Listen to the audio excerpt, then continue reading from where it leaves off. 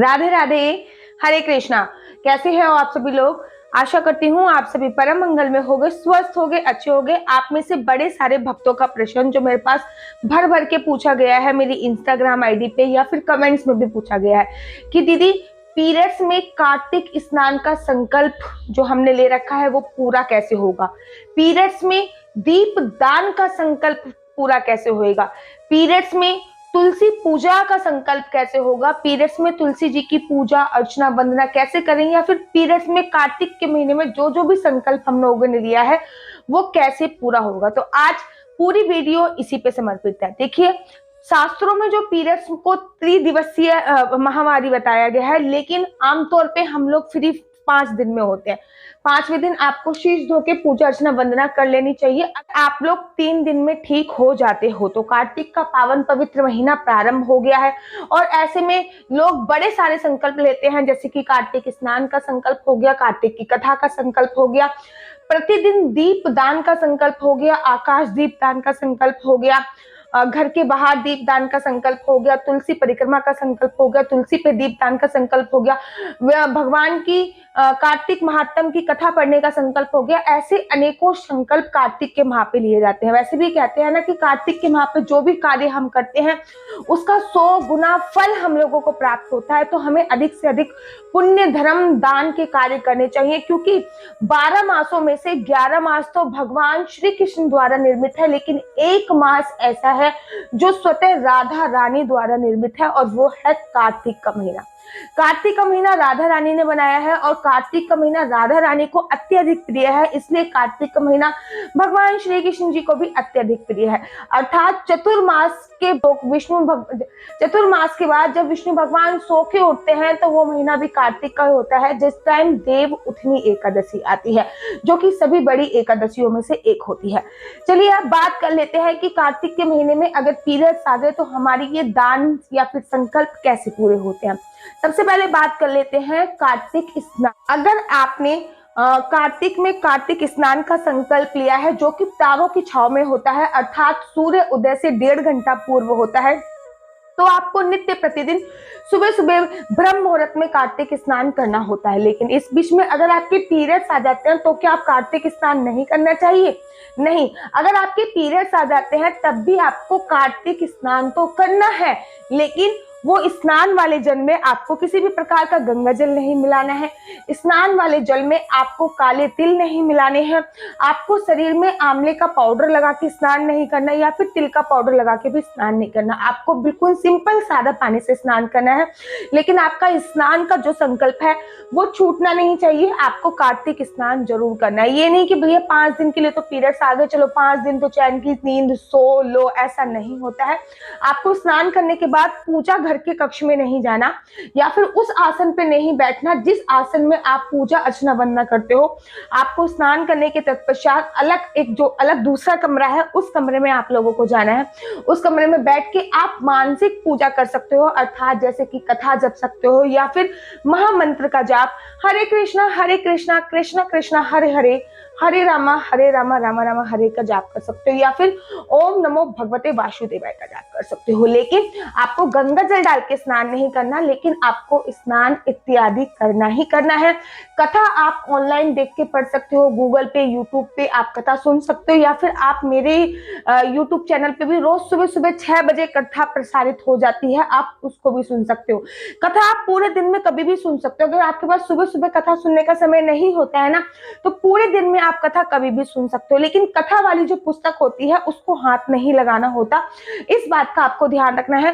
पूजा के कक्ष के पास भी नहीं जाना होता है, अपने कमरे में ही बैठकर आपको पूजा अर्चना वंदना करनी है, लेकिन ये सारी पूजा अर्चना वंदना मानसिक होनी चाहिए, ठीक है। इस प्रकार से आपके कार्तिक स्नान का संकल्प भी नहीं टूटेगा और आपका कार्तिक स्नान संपूर्ण माना जाएगा। आप दूसरी बात कर लेते हैं कि दीदी दीप दान कैसे करें। कार्तिक में जब हमारे पीरियड्स आ जाते हैं तो दीप दान कैसे करें।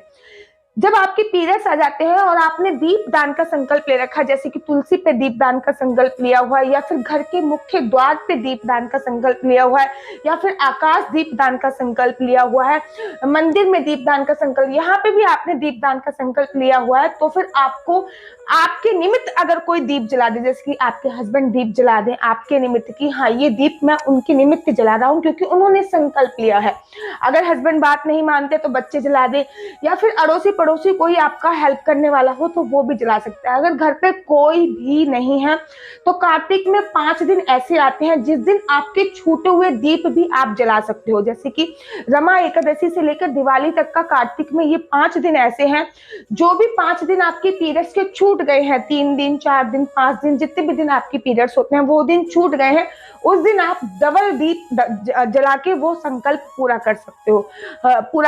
या फिर आप कार्तिक के महीने के अंत में या तो कोई आपके निमित्त दीप जला दे। अगर कोई आपके निमित्त दीप नहीं जला रहा तो रमा एकादशी से लेकर दिवाली तक आप दीपों की संख्या 2-2 करके भी जला सकते हैं। और अगर आपके निमित्त कोई दीप नहीं जला रहा है तो आप कार्तिक के महीने के अंत में जब देव उठनी एकादशी आती है या फिर पूर्णमासी आती है, तब आपके जितने भी महीने के दीप रह चुके हैं, जैसे कि मान लीजिए आपके 3 दिन के पीरियड्स आए तो आपने 3 दिन दीप नहीं जलाए, तो 3 दिन के दीप आपके रह रहे हैं, वो आपको पूर्णमासी पे जलाकर अपने दीप दान का संकल्प पूरा करना होता है। अब बात कर लेते हैं तुलसी परिक्रमा की। देखिए तुलसी परिक्रमा आप किसी से करवा भी नहीं सकते, आपका संकल्प भी नहीं टूटना चाहिए।